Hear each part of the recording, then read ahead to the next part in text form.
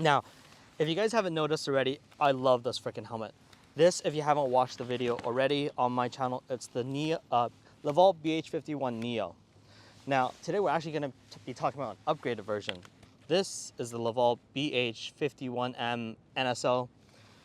Don't tell me why they've named it that. I don't really understand it either, but to know the differences, you can kind of see, you see the Livall on the side here, and then you see the Livall on the side like this. So slanted and horizontal.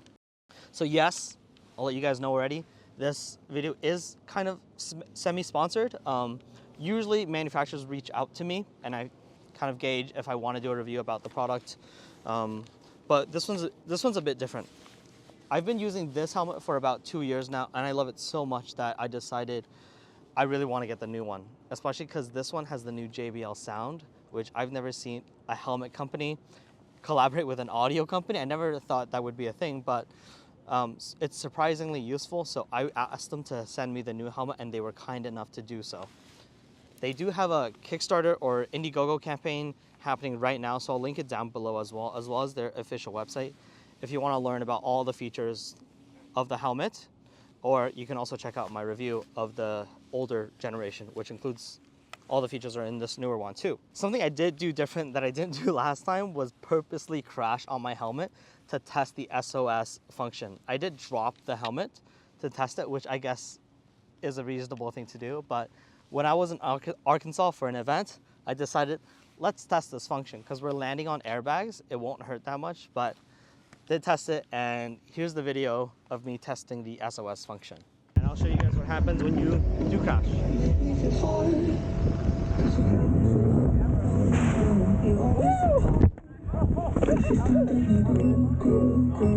Okay? Yeah. So landed on my head. I'm crashing for you guys, man.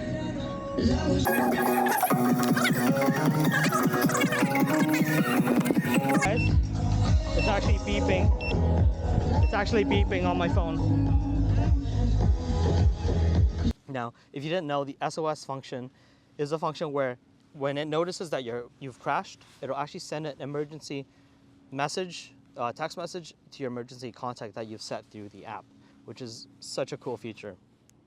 Now, another thing that is noticeable is if I get so this, if you're riding a scooter or a bike, this is kind of your control module, turn signals, and you can also change music from it, I believe, take pictures, and also Siri, I believe.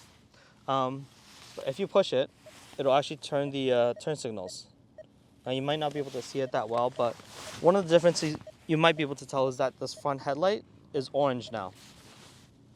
So in the previous edition, when you engaged the turn signal on the helmet, it would only shine the light on the back and not the front. The front would still stay in that static white light. So the front being able to do that turn signal light is going to be super helpful for oncoming traffic to let them know that you're turning or you're looking to turn. So that's one of the lesser differences, but it does make a difference. Now let's talk about the JBL speaker. So the JBL speaker is larger than the previous edition. The previous edition was not JBL, but this one speaker is just a much bigger size. The audio quality of it is miles ahead of the previous edition. The previous edition, the audio was just thin. There was no bass. Now, don't expect this to sound like your AirPods or your, in-ear headphones, because they're not going to be. But for something that comes out of your $130 smart helmet, this sounds pretty damn good. Now, if you aren't 100% sure, I believe they will probably be on Amazon. So if you want to try out that helmet and then don't kind of believe what I say about the audio quality, and you're not satisfied with the product, you can always try Amazon because you have it covered there. But it is a whole lot better. Now, another upgrade is the battery. So the battery goes from a 600 milliamp hour to an 800 milliamp hour. Now, with my use, that's basically 3 days. So 3 days of use, obviously you're not riding for the entire 3 days, but I wasn't having to worry about charging it for 3 days. And after using the helmet for 3 days, you probably kind of realize that, oh, you need to charge it. You also have the limited edition numbering on the front left of the visor. So there's only 2,022 ever made. I have, what is this? Number nine.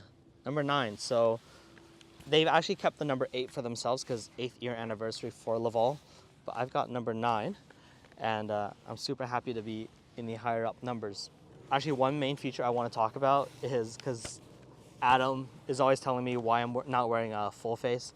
I don't like to wear a full face a lot of the time because I live in a country that is just super, super hot. I know you get more safety, but I feel that if I'm more in tuned by wearing a half shell, I'll be more focused on my ride. And this half shell does it for me. Another additional feature is I actually use it with my electric unicycle. And when I connect it through darkness spot and I've set the alarms to ring at, let's say, 80 kilometers an hour, I'll actually be able to hear it through my helmet. A lot of the times you don't hear it through your buzzer on your wheel because of the wind noise. So being able to hear it from close to your ear is a really good safety feature for me. But yeah, that's it. BH51 Neo, NSO, sorry, 8th year anniversary edition. If you want to check out this helmet, it'll be in the link down in the description. There's a Kickstarter link and I believe their official website link that you can purchase from. So thanks for watching, and I'll catch you guys in the next video.